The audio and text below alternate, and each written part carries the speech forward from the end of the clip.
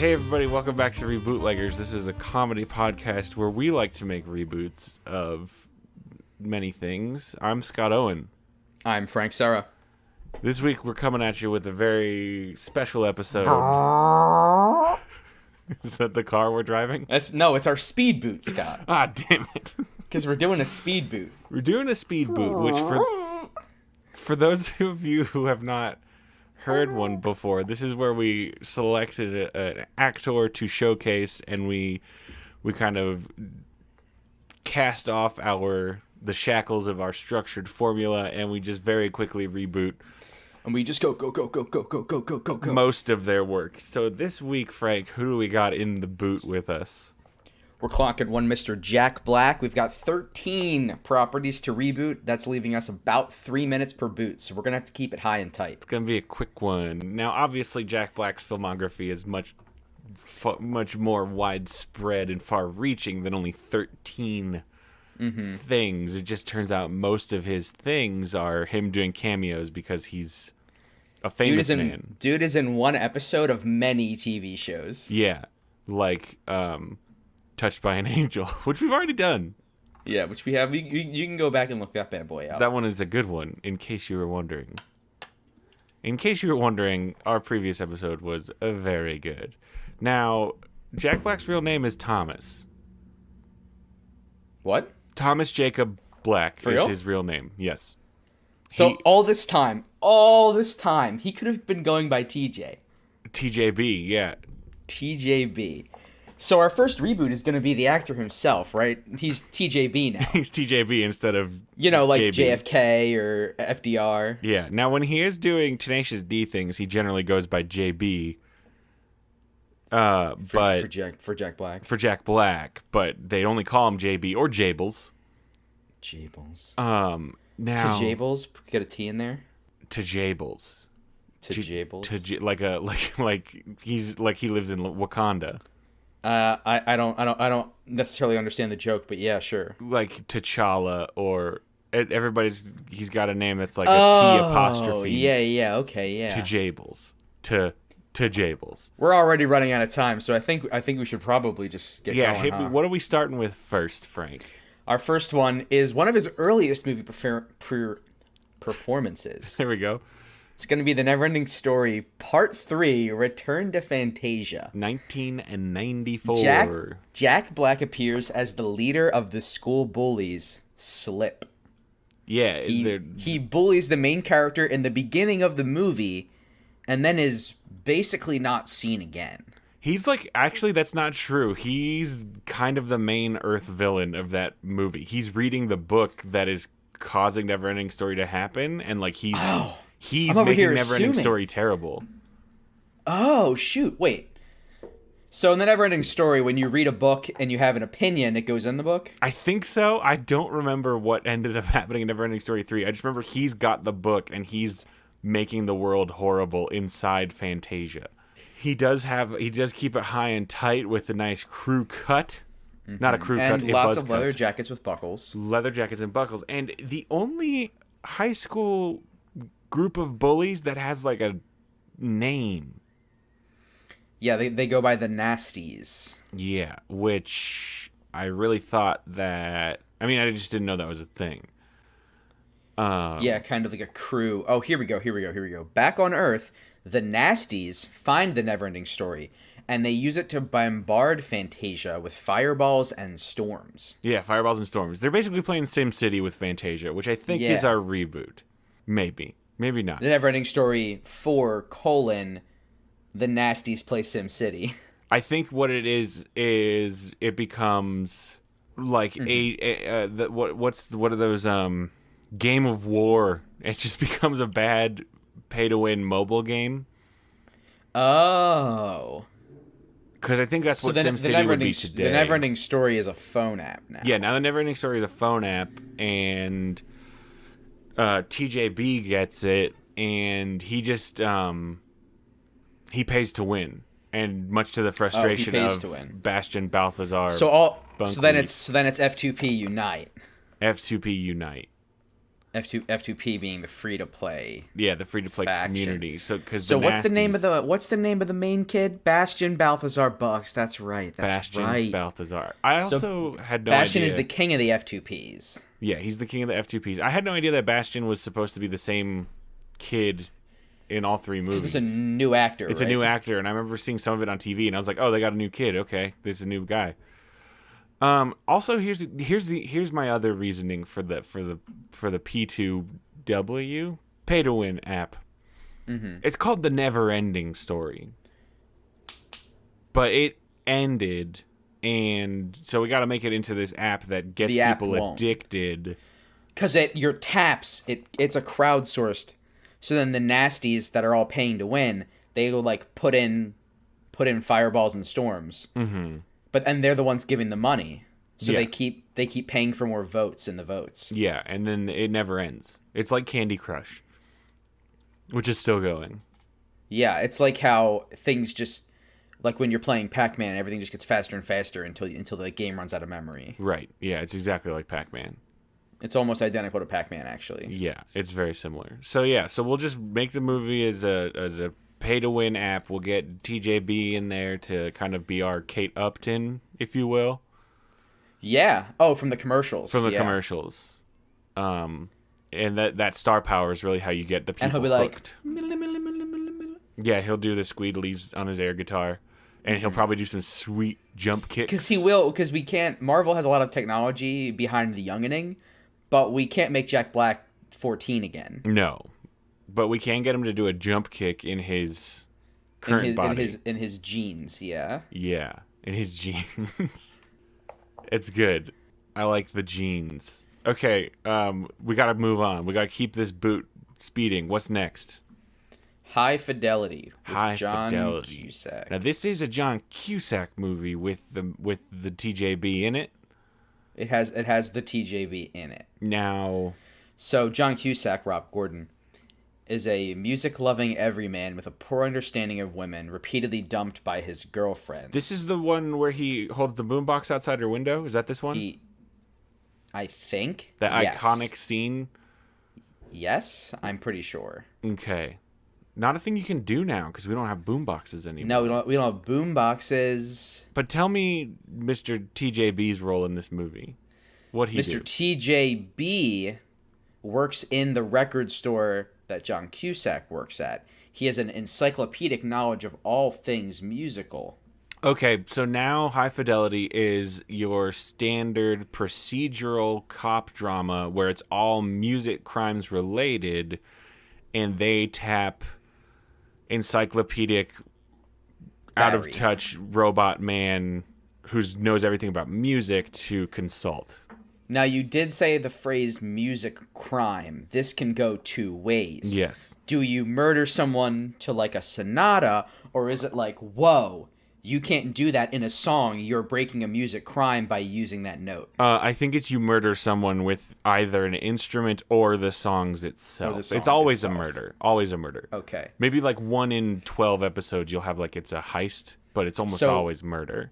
You're familiar with the concept of the brown note, yes? Is there some kind of red note exactly that just kills a man? I mean, only in one episode. You can't have all the episodes be about the red note. But yeah, there will be a red note episode. Or like the legend about the devil's record. Yeah, and then we'll get Dave Grohl to show up and play the devil. That's kind of like there was because there was that Supernatural episode with the devil's jazz record. Are you familiar? Is that one of the later seasons? I'm still catching up. It's one of the later seasons of Supernatural, but there's a cursed jazz record where the music is played by the devil, and whenever someone hears it, they like murder, suicide anyone else that's in the room. Played by Lucifer himself? Yeah. Well, maybe. It's unclear. Because the devil is a character in that show. Yeah, and he never talks about the record. It might just be a cursed record, but they call it the devil's record. Interesting. That sounds Either great. way, I think this record goes from town to town. That sounds great. I need to get caught up on Supernatural because I heard it got good again. So he does music crimes for the FBI. Next. Boom. Shallow Hal, classic. Oh, classic film. So this is Jack Jack Black is a nice guy. Capital TJB. N, capital G. Well, no, he's not a nice guy. He's actually incredibly not nice. His whole thing is he was... I'm reading the intro to the Wikipedia. Oh, okay. So this was written by an internet nice guy. It's written by, yeah. Hal, Jack Black, is a nice guy, but he has one flaw. He is superficial and focuses only on physical beauty. It's true. And then he meets... So he's not really a nice guy. He meets Jason Alexander. He meets somebody in an elevator who curses him, like a gorgeous man in an elevator who gives him the curse. It's TV exercise master Tony Robbins. That's right. I thought it was like Rob Lowe or something. No, it's Tony Robbins as himself. That's right.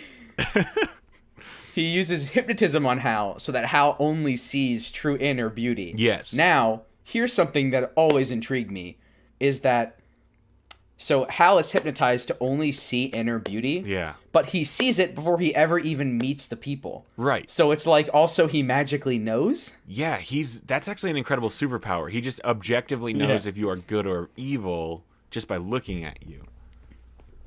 And so it's also like the rest of the movie, there's also like layers of insult in this movie where it's like, oh, like I need magic to be attracted to you because otherwise no one would be. Yeah, that's kind of the problem is the girl he falls for is a very overweight woman, and this is a movie that would not get made today. So I think maybe like how can we reboot this movie? How can we spin this? Shallow Hal is... Maybe we reboot it to be about HAL 9000, the computer. And he sees the best in people. He sees the best in people, but he does talk with the monotone TJB voice now. We get Jack Black to voice the computer. Oh, and he's like a smart talking, quick joking. No, it'll be the exact same voice. He like won't actually intone any emotion. He'll be HAL 9000, but he's very shallow. So he says, I don't want to open the bay doors because honestly, you just seem mean. Okay, back it up. Now I just want it to be 2001: A Space Odyssey with Jack Black kind of free associating through the film. Yeah, anytime Hal shows up. Mm-hmm. Yeah, I feel like somebody did this. Somebody took. It was H. John Benjamin. I was just going to say, if we don't say it on the show, we can pretend we didn't know. Ah, shit. All right, I'll cut it out. I don't know who it was. I don't know. It was just a YouTube clip. I don't remember who they got, but it was hilarious, and it wasn't Jack Black. But now we're just Shallow Hal is just 2001: A Space Odyssey, which anytime they show that red dot that is Hal the computer, it is now Jack Black. It's just the Jables. It's just the Jables. Okay, what's next? Next up, Orange County. Oh, I think I remember this one. This is about a guy whose brother gets into college, but he doesn't. Yes. And then what happens? Nothing? 1 second. I don't remember. I never saw this movie. Oh, this is intense. Who's his brother? Oh, it's not Justin Long. That's Accepted. I like that movie. It's Colin Hanks. Oh my gosh, that is Colin Hanks. Just a wee babe. Yeah, it's Tom Hanks' brother or cousin? Son. Brother, cousin, son. Neither of us have seen this movie. I think it's about... The Wikipedia plot summary is pretty long, so let's just make it Orange Counting. Jack Black is a professional counter. Orange City. Orange. He has to count oranges. Okay. And it's just a rags to riches story of a lowly orange counter becoming the CEO of the orange accounting firm. That's pretty good. An orange counter? That sounds nice. He counts oranges. Now, because he's got one of those clickers, and as those trucks are going by, and he's just mashing it. And then he finds love, he finds adventure. What does he find in these boxes of oranges? These boxes of oranges, they only physically contain oranges, but in another sense, they contain the answers to life itself. Interesting. Okay, and sometimes spiders. Oh, sometimes spiders. Okay, that's the hook I needed. So then sometimes spiders, so then it becomes like a mouse hunt situation where he's trying to kill a spider. Mm-hmm. And also he's in love. With... and it's the CEO's daughter. And she also... So he has to be the best orange counter. And she drives the trucks sometimes, and that's how he met her. And he's just clicking that clicker. Oh, that's some great Foley work. Let me try. That's good. That's my clicker. That's good. Okay, let's. What's after Orange County? Oh, after Orange County, Scott, is a very special one. School of Rock. Oh, School of Rock. This movie is untouchable, but we have to touch it. Now, School of Rock with Joan Cusack, the sister of his previous movie co-star, John. Also a music show movie, which means that School of Rock is now a spin-off of High Fidelity, where now musical forensic consultant Jack Black is now retired and runs a school of rock for children. And now for a team of investigators. Yes. Oh, it's a team one of whom is iCarly. The new It is iCarly. He's teaching the new generation of musical crime stoppers. I love that. That is nice. That puts a real neat bow on it. It's a bow that is neat, and I love it. And that was only like 30 seconds. We got a lot of our time back. Mm-hmm. Okay, next. I hope, Frank, you and the listeners appreciate that I refuse to look at the list and just let you show them to me. This is working. King Kong. Oh, the classic Nope. What was his name? Adrian Brody. King Kong movie that was Peter Jackson led, far too long, and pretty boring. Andy Serkis as the monkey. Guess who's in this movie too? Andy Serkis. Colin Hanks. Whoa. Colin Hanks, I think, just follows our boy to Jables around. So now this is a Orange Counter sequel? He is so good at counting oranges that they cross-promote him to their new facility in the tropics, the uncharted island in the tropics. He has to count gorillas now. Well, okay. I thought so then he sees no wait. He's counting the gorillas. What do you mean? Then he sees King, also called Kong. The Kong. And it's a close-up shot of his little clicker device. We're all picturing the same like little clicker device, right? Yeah, it's this. Yeah, a little clicker. Yeah, it's a little silver circle. He clicks it by one, and he goes, "Is that only one?" And thus embarks a journey to discover whether or not King is just one gorilla or not. I think his name is Kong. King is a title. King, are you sure? Yeah. Is it like how people can be named Major and, his name is King? Lieutenant Colonel. His name is Colonel. Yeah. And his rank is Lieutenant. No, I don't. I mean, I guess. So thus embarks a journey to determine if Kong is just one on the clicker or not, because he's got to know for the audit that's coming up. So then, does this become a Tarzan situation, kind of a Gorillas in the Mist, where he goes and lives amongst Kong? Mm-hmm. And he tries to determine. He eats for 5, but he only sleeps for 3. He only eats for 5, despite that big, huh? He's not 1, but how many is he? Mm-hmm. And the whole time, he's just hitting that clicker for the other gorillas. Yeah, that's tough. That's tough to figure out. I like it. Okay, next up is the good ones. The good one. Which is? The 2006 German-American sports comedy film, Nacho Libre. Now, I know what you're saying. Nacho Libre was about Mexico, but it is a German production. It's by the guys who did Napoleon Dynamite. Mm-hmm. Is that a German production as well? No, but the production, it was co-produced with Black and White Films, which is apparently German.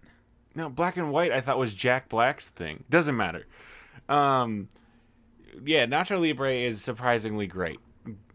Man who works in a monastery wants a Lutheran missionary in Mexico. Yeah, he wants to become a professional wrestler, and then he does, but he has to hide it because he's a church man. Because he's a monk. He wants to do it for the kids. Mm-hmm. Because he runs he helps run an orphanage. Yeah, he loves the kids, and he loves new sexy nun Encarnacion, and he does it for her as well.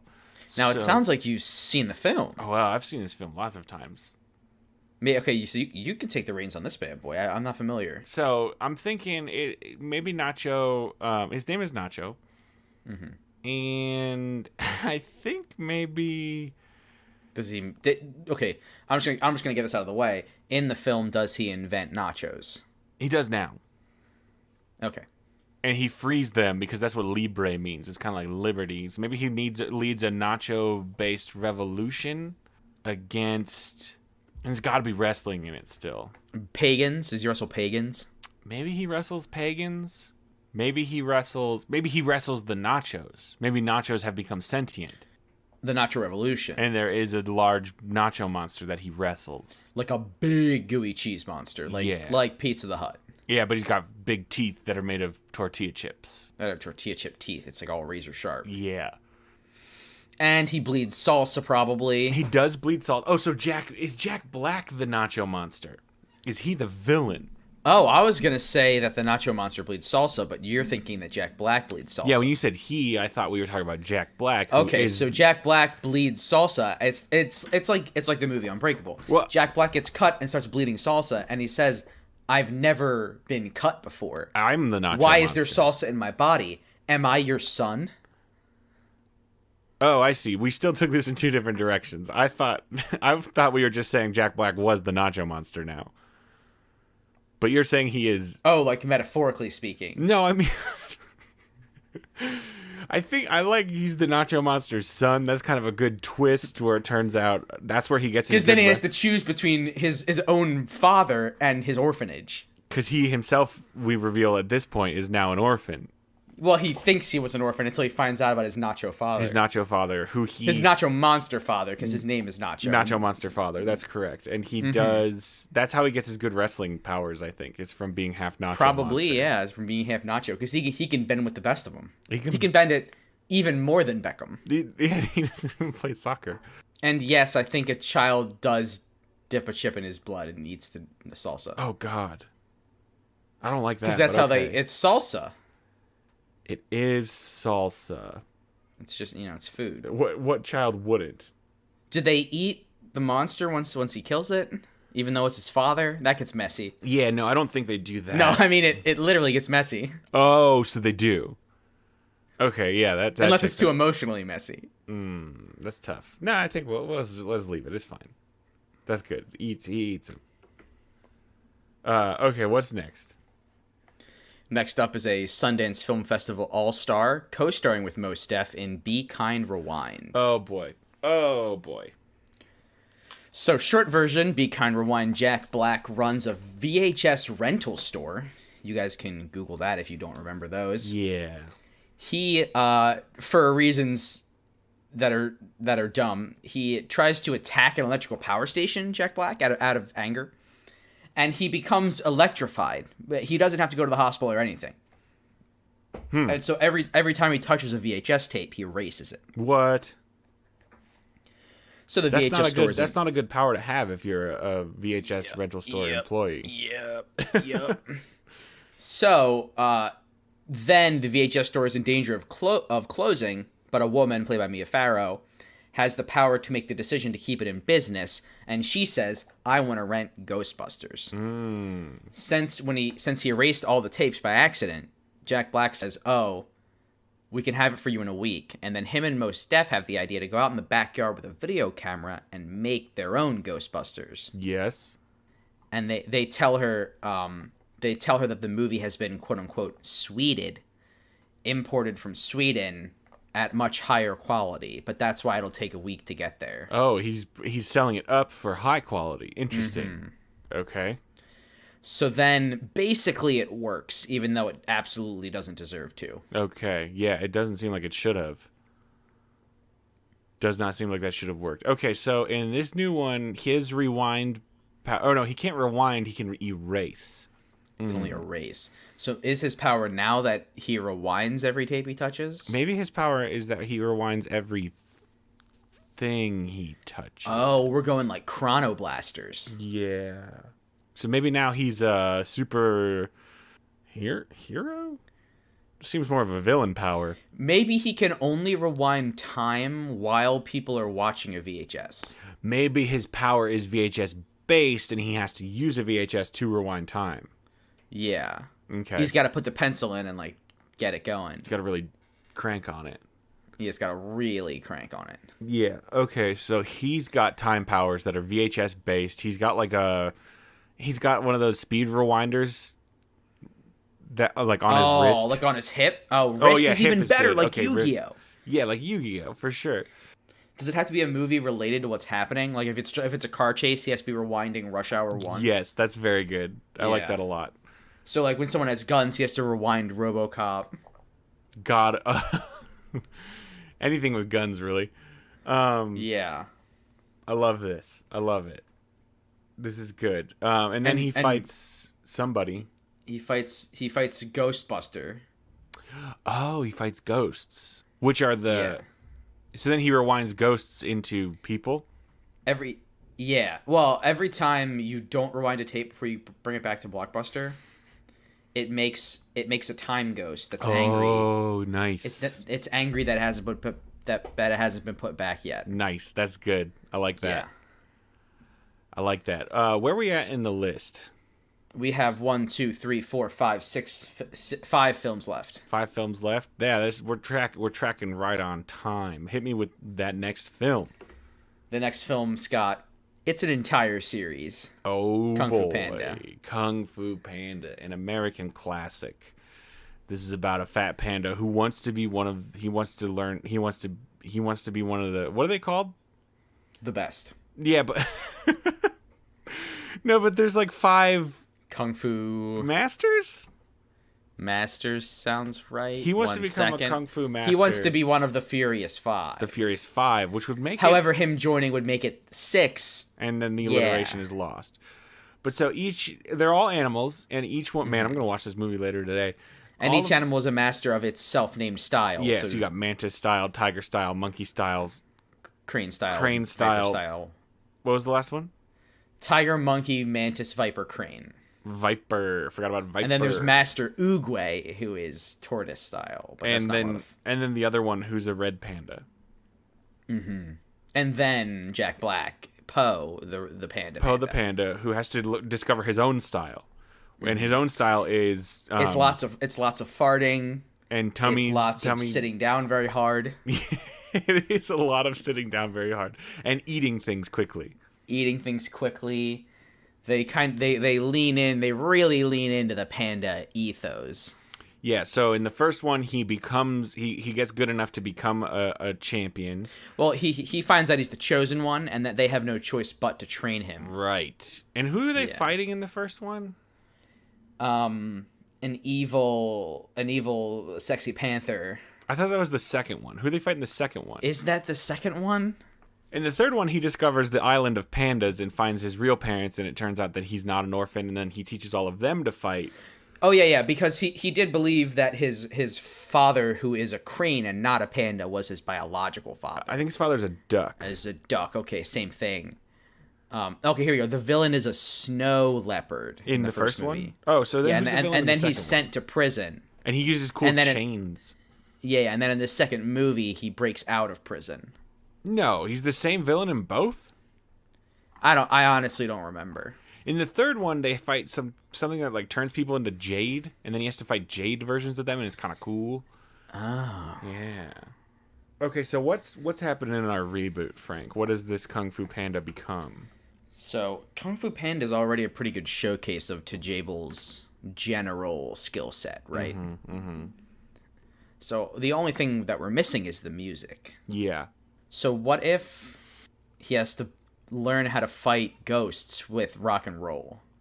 If we make Kung Fu Panda 4. Kung Fu Panda 4, where it's now... Kung Fu Panda 4, fighting ghosts with rock and roll. So, we really lean into his Tenacious D experience. Yeah, and so he learns how to play, like, he has, like, a tummy drum. Oh, he does have a tummy drum for sure. He's got, like, a kazoo on a swivel on his neck. Oh, so he's the guy from Mary Poppins with the one-man band thing. Yeah. Now, when you said kazoo, did you mean harmonica? I did, but now I kind of like if it's a kazoo. Yeah, it's got to be a kazoo. Yeah. Okay, so then he uses, like, sound wave kung fu. Kind of like, in Kung Fu Hustle, they fight those guys who use that string instrument and they shoot, like, sound blades. And then the one that has the keytar, yeah. That's a very good movie, Kung Fu Hustle.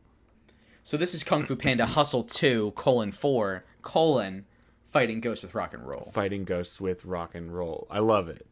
This is good. And it leans into Jack Black's strength. Whole sensibility. And Poe, he's wearing jeans. Poe is wearing jeans now instead of pants and no shirt. He wears jeans and no shirt. Still no shirt. He's still a panda. Still no shirt. Come on, he's a panda. Jackie Chan is in this movie as Monkey, who is very good. Jackie Chan is very good.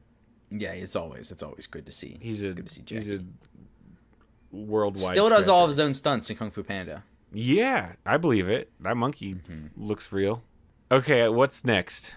What's next is Tropic Thunder, in which Jack Black has a little less of a main role. He's still one of the primary group. Yeah, he's like a funny fart actor who gets tapped to be in this ensemble action film starring many fictional actors played by real-life actors.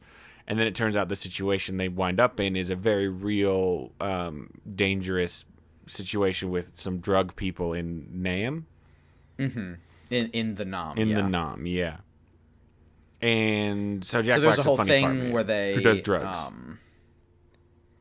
They like think that it's just like method acting, and then they find out that it's like real drug runners and not actors, and it's farcical but also an action movie. Yeah, it's fun. Tom Cruise puts on a very big fat suit and becomes a very greasy, angry studio executive man, and it's very funny. Ben Stiller's fake actor name is Tug Speedman, and I just think that's very good. Yeah, Matthew McConaughey's character calls him Tugger Nuts. Oh. There's a guy, his name is Al Pacino. Yep. And he's a rapper who sells an energy drink called Booty Sweat. Now we are going to have to, I think we have to briefly talk about Robert Downey Jr. appearing in the film in blackface. In blackface. But it's like making fun of blackface. But it's also in the movie, his fictional actor is also in blackface. Yeah, his fictional actor is like insanely method, and so he like gets his skin pigmented because he has to play a black man. And they lampshade it pretty hard. They try to. Yeah. I honestly don't know. But what are we doing with this reboot? I want to make it like it's called Tropic Thunder. Is it all about farts? Mm-hmm. Is it about farts? Is it just is this going to be the Clumps 7? Now it's funny that you say that because the actor that Jack Black pretends to be in this movie basically does that kind of movie where he plays a movie where everybody's farting and they're all played by Jack Black. That is convenient. That is convenient. So maybe we just make Tropic Thunder about that. We're talking about big thunderous booty farts, right? Big thunderous booty farts. So here's what I want to do. I want to take the original premise of Tropic Thunder, but now instead of an ensemble cast of different actors, it is an ensemble cast of different actors who are all just played by Jack Black. So they're all still supposed to be different people, but they're all played by Jack Black. They're all played, and we just pretend that they're not all Jack Black. We pretend like they're all not Jack Black, and then they all do big farts in the jungle, and then they kind of stumble through. There's gonna be a part where they there's like a tiger that's like sniffing for his prey, and then they fart him away because it's bad. Yeah, and then like they fart and reveal their position to the guys with guns, but then the guys with guns get knocked unconscious because of the big farts. Because of the big farts. Because of the big toots. Okay, that one's golden. We don't need to touch that one anymore. What's next? Next is that classic literature film, Gulliver's Travels. Oh, Gulliver's Travels. This is a book by Jonathan Swift. Johnny Swift. Now, I briefly want to cover the poster's tagline for Gulliver's Travels. Black is the new big. Oh, I see what they're trying to do. Now, on the surface, it seems like that sentence would make sense. Yeah, no, I see what they're trying to do. But yeah. That's so in this in Gulliver's Travels he goes to many different places. In the movie he only goes to one place where he is giant and the people are small. Correct? Yeah, he goes directly to Lilliput, where the tiny people live. Mm-hmm. And then it's all there. The Lilliputians there. So there's a lot of good wacky falls. Yeah, and oopsies. And they tie him up because they're very afraid of him, and it's great. So what happens in this reboot? Where does he travel to? In Gulliver's Travels, is it just now like a travel blog movie where he's just traveling to different places? Oh, like that one where Ben Stiller rides a skateboard near a volcano? Oh, yeah, the Walter Mitty. Walter Mitty, Secret Life of... I I love that you got exactly what I was talking about from that admittedly vague description. Can I be 100% honest with you, Frank? I was already thinking of that movie in my head before you even said it. Perfect. So this is what we're doing. I think maybe Gulliver's tiny now, and he's the one who's always weird in places. Well, that does happen in the book. He goes to a place where there are giants, and he's tiny. So I'm thinking maybe in this reboot, we do hit beat for beat. We go to all the places that he went in the original book, but now he's like a travel blogger or something, and he's just like recording and talking about the different places. And he plays guitar. And he plays guitar, of course, because he's Jack to Jables. To To Jables. What you said. Yeah. To Jables. Okay. What did I say? To Jables. Yeah, to Jables. Next movie. Another literature classic, Scott. It's Goosebumps. Goosebumps. This is I saw this movie recently. He plays R.L. Stein, the author of all the Goosebumps. Now, in the film, all the Goosebumps, the book series exists, and R.L. Stein, the author, exists, and then the books go real. The books are real, yes. He created Slappy, the dummy who kills people, I think. And then that was like his first Goosebump, right? And then he wrote a bunch of other ones, and then they all got out of hand, so then he had to lock them up, and then a boy accidentally does let them all out. Well, he accidentally lets Slappy out, who then lets all the other ones out. Yeah, you can answer this for me. Did he write books about real monsters, or did he make them real by writing the book? He made them real by writing the book. Okay. And then, spoiler alert! It turns out his daughter is one of his own creations, and she was written, and it's sad. But then it turns out just if you burn the books, the monsters can't go back in the book. So he just burns the book that was about his daughter, and then his daughter becomes a real girl. That's stupid convenient. Yeah, it's stupid convenient, but it's good because then that means that the main teenage white boy character can have a real life girlfriend. Okay, so then also, and that's what's important. This is basically just a cross-promotional event with Scholastic. Yeah, it is a Scholastic book fair. The movie. I assume that every time they find the monster, they like hold the novel up to the camera and say like, "It's the one from Beast of the East." Yes, they are already making a sequel to this movie where it's like completely different kids, and I guess the dummy gets out again and like releases the monsters again. Like I don't. Is it still Jack Black? I think Jack Black voices the dummy, but I don't think he's in. Yeah, he is in it. It's called Goosebumps 2: Haunted Halloween, and he plays R.L. Stein. I don't like that this movie is happening, but fucking whatever. So in this new movie, it's just Scholastic Book Fair, the movie, I think for sure. Mm-hmm. And that nothing. It's just a commercial. It's just a commercial. It's on before 700 Club in the morning. Yes, exactly. That's exactly right. Jack Black is talking. It's about 20 minutes of him just reading through a book out loud. Mm-hmm. Shows you the cover. Shows you the back cover.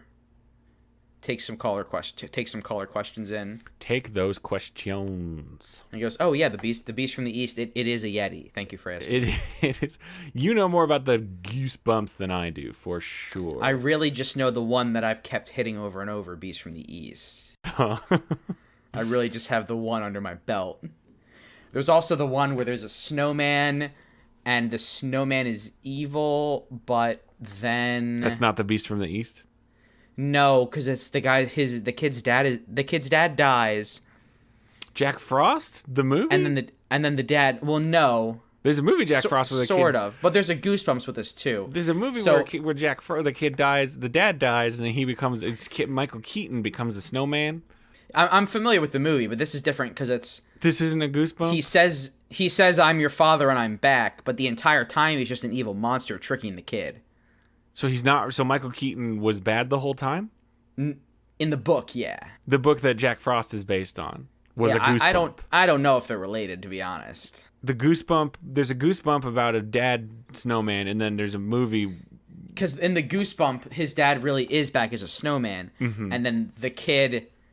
Wait, I thought in the Goosebump, the snowman was lying. The snowman is lying, but there's also the real reanimated dad soul, and there's this like psychologically terrorizing part. No, hold on. There's this like psychologically terrorizing part where both snowmen are in danger of melting, and he can only like put one in the freezer, and so he chooses they're both saying like I'm your real dad. He chooses the wrong one. So then he chooses wrong because it's Goosebumps, and he chooses to save the monster. That's horrible, but because then he's like, "Oh my god, I saved my dad," and so this the monster's is a like, "I'm not your dad." In the Goosebump, there's 2 spirit snowmen, and one is real dad and one is evil dad. Yeah, and then he saves the evil one because it's Goosebumps, and then they always got to psych you out because it ends on a big cliffhanger where the person dies at the end. Probably that's harrowing to say the least. So it ends like that. I don't like that. The infomercial ends like that every time. What's next? This is our final one, Scott. Oh, good. And it only came out recently. It's the Jumanji remake with The Rock. Oh, the Jumanji remake with The Rock, where Jumanji is now a video game, and that's a fun one. That's a fun time. We got The Rock. We got Kevin Hart. We've got Karen. Is it Gillan? Gillan. Amy Pond. We got Scott. We got Nick Jonas. Nick Jonas is in it, and then also also our boy Tajables. Tajables, who plays a high school girl who chose his character to be her avatar. And it's very funny. Yeah, Jack Black plays a video game avatar played by a teen girl. It was a surprisingly fun and enjoyable movie that I liked. So then our Jumanji movie, what is it? Jumanji. Are we just going to make a transmorpher of Jumanji? Yeah, I think so. Jumanji, maybe we make Jumanji 3 where Jack Black comes out of the video game and is real. And he's real like the rhinoceros in the first movie. Yeah, like the rhinoceros. Or the alligator in the first movie. Yeah. Or the giraffe in the first movie. Yeah. All the things that come out and are real, that is Jumanji. They're like the big vines in the first movie. Yeah. So then he comes out and he first wonders what electricity is. Yeah. And he's like, and then he like wonders what phones are. Because how long he been in there? Well, he's from the video game world. Yeah, but in the video game world, they have those things. Oh. Yeah. So then he comes out and he says like, "Where am I?" Mm-hmm. Because the whole world is just my island. Mm-hmm. And then he looks at a map and he's like, "Whoa." He is like, "Whoa." And then they've got to get him back into the Jumanji board. Do you think he says, "What year is it?" Kind of like Yeah. What year is it? And then when they tell him, he goes, "That doesn't seem right." He says, "No, put me back. Put me back in, please." Unlike the late great Robin Williams, when Jack Black comes out of the video game, he just wants to go back in. He does not like our world at all. He's like, "There's no cool monsters. This is horrible. I would like to go back. This is awful." Please. All he wants to do is go back. They go to the zoo and he tries to like jump into the tiger pit. Yes. He's like, "Ooh, my friends." Mm-hmm. He like hops in and he goes like he sticks his head in the lion's mouth and he goes, "Put me back. Put me back in this lion." Yeah, that'll be good and funny. Jumanji 3. What's it called? What's the subtitle? This one's called Jumanji: Welcome to the Jungle. Jumanji 3. Put me back. Put me back, Dave. I don't know why I said Dave, but get me out of here. Get me out of here. All right, yeah. And the Rock's there. And then the Rock is there, of course. The Rock is gonna be there all the time. All right, so Frank, traditionally we do a food and Mountain Dew pairing, but since we've rebooted so many things, I think we need to pair with Jack Black, the man himself. Jack Black, the human being. What Mountain Dew best describes Jack Black? First, you got to wear the costume. Mm-hmm. No shirt, jeans, boot cut. Mm-hmm. Sling that guitar on your back. Mm-hmm. And then what Mountain Dew does that make you think of? Livewire, the orange one. Livewire, because it's like an amp. Yep. And then also big fistfuls of cheddar popcorn. Oh, cheddar pops, for sure. For sure. Okay. Well, that's going to do it for us. Thanks, everybody, so much for listening. We hope you enjoyed the Speed Boot. I know it's different than normal, but sometimes different is good. And at least that's what my stepdad, Tony, tells me. If you like the show, please subscribe on Apple Podcasts and give us a good rating. That helps us a ton. And what also helps us a ton is if you tell your friends who you think would like the show, you tell them about the show. Just spread the word. We would love that, and we love you. Until next time, I'm Scott Owen. I'm Frank Serra. Frank, what's our password for next week? Our password for next week is... I like